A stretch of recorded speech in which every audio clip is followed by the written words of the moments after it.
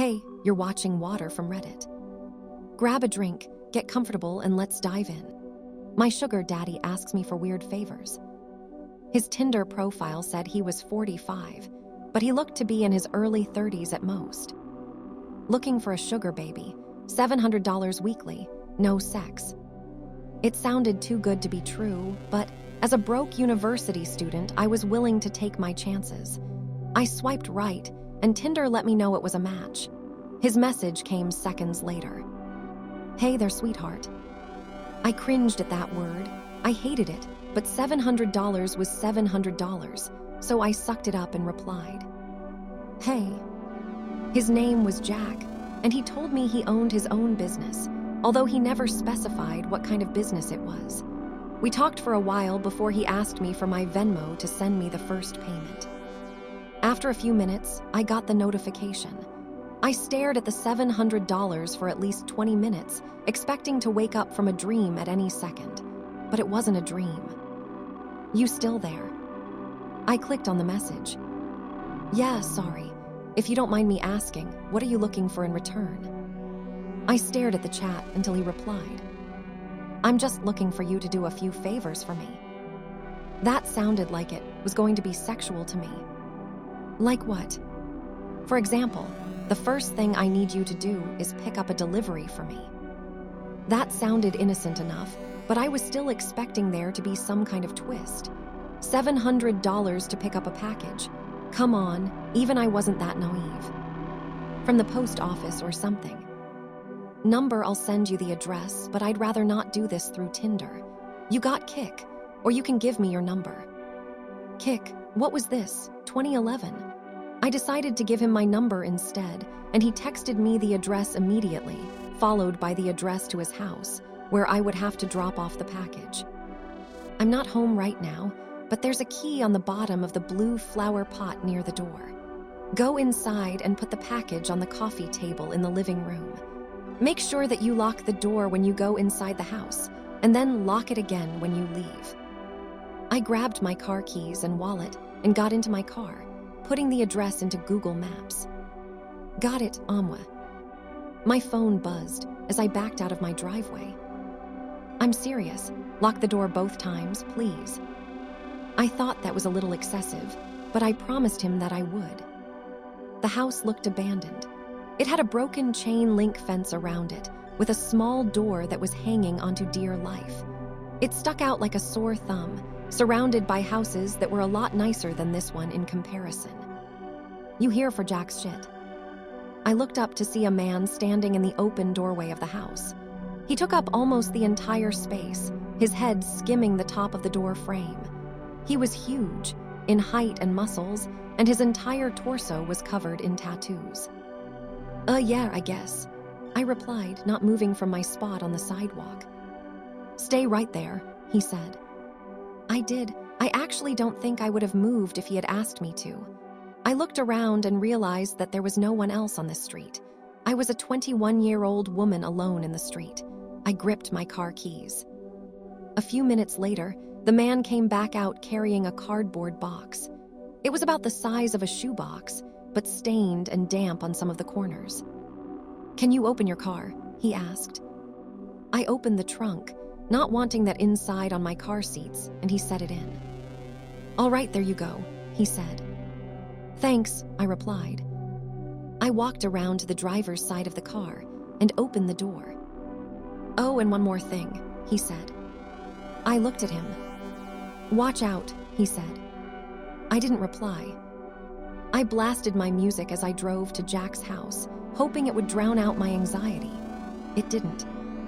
I parked my car in the stone driveway and stayed inside the car, admiring the house.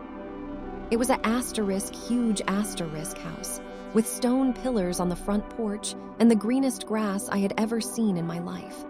I turned the car off and got out. I grabbed the package and walked to the front door, getting the key from where he said it would be. I opened the door and stepped in, closing it behind me. I thought about what he had said, about locking the door when I got inside.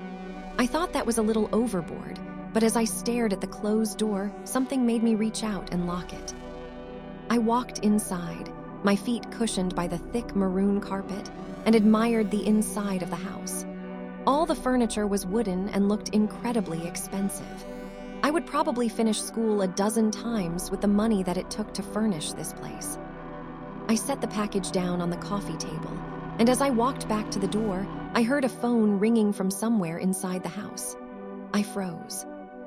In my pocket, my phone buzzed. I took it out to look. Don't answer any calls that aren't from Marvin. I put my phone back and followed the sound of the phone, poking my head into a few different rooms before I found it in an office. I walked over to the desk and looked at the caller ID. Incoming call from Jack. That was odd.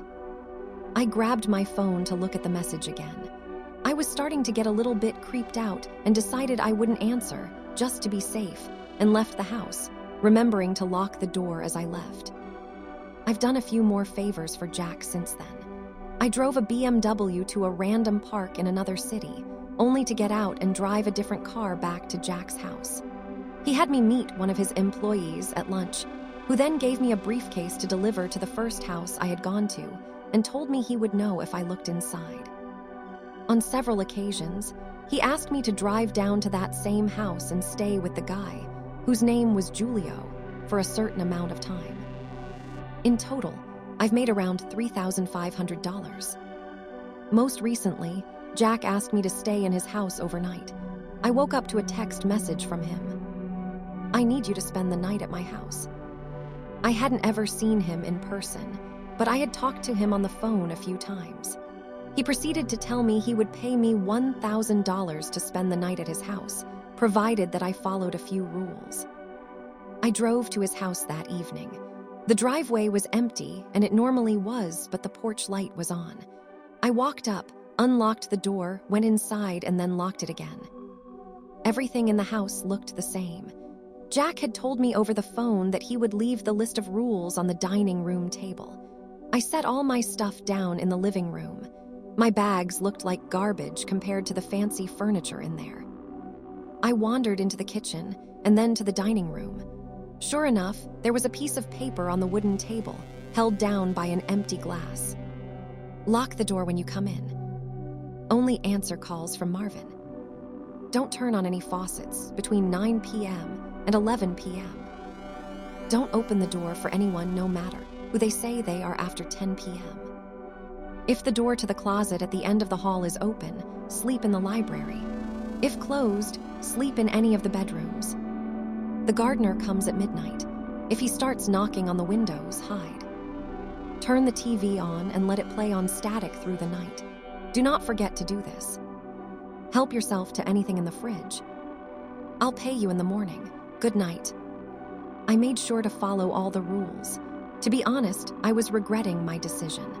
But seeing as I was already here and I was getting paid, I decided to stay anyway.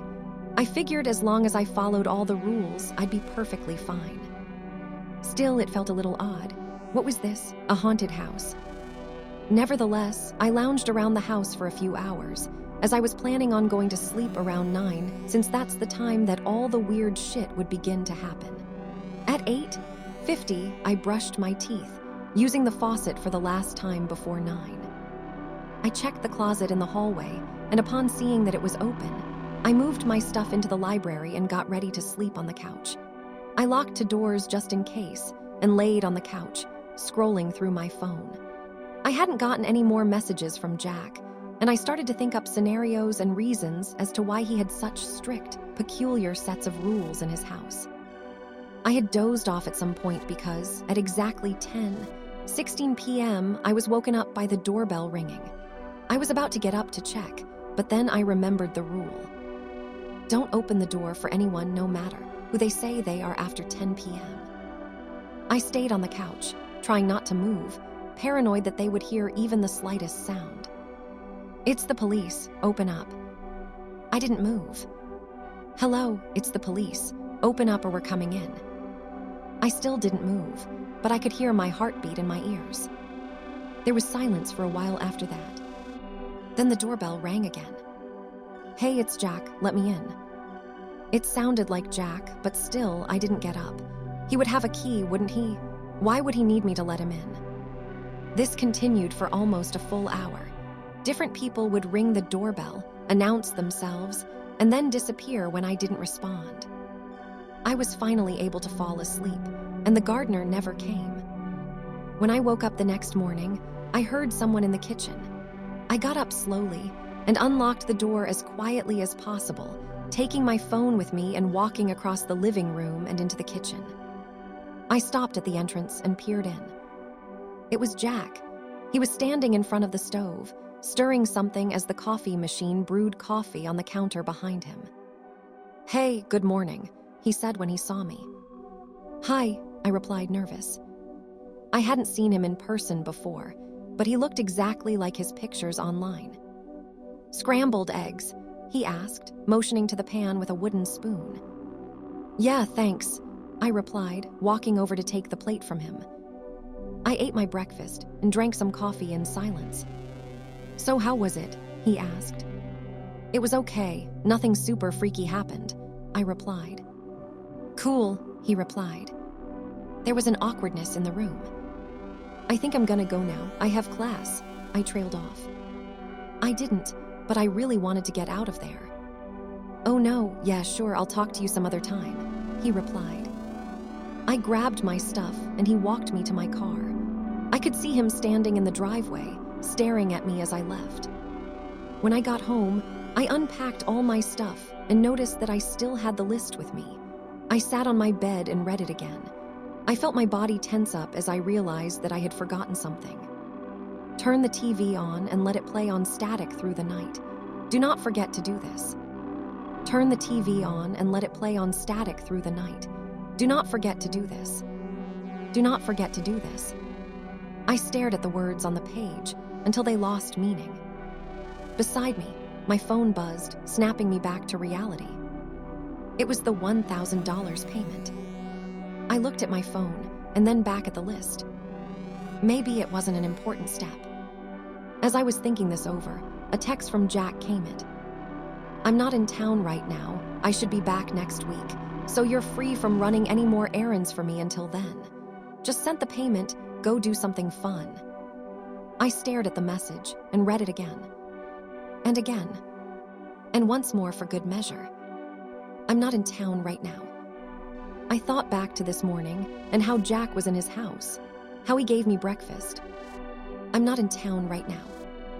Within minutes, a new text came in, this time from a number that I didn't recognize. "Did you forget to do something?" The text was followed by a picture of Jack, or whoever this version of Jack was standing in front of the TV. I didn't respond. Next came another picture. This one was of the outside of my house. It was followed by another text. "Watch out. You're watching water from Reddit."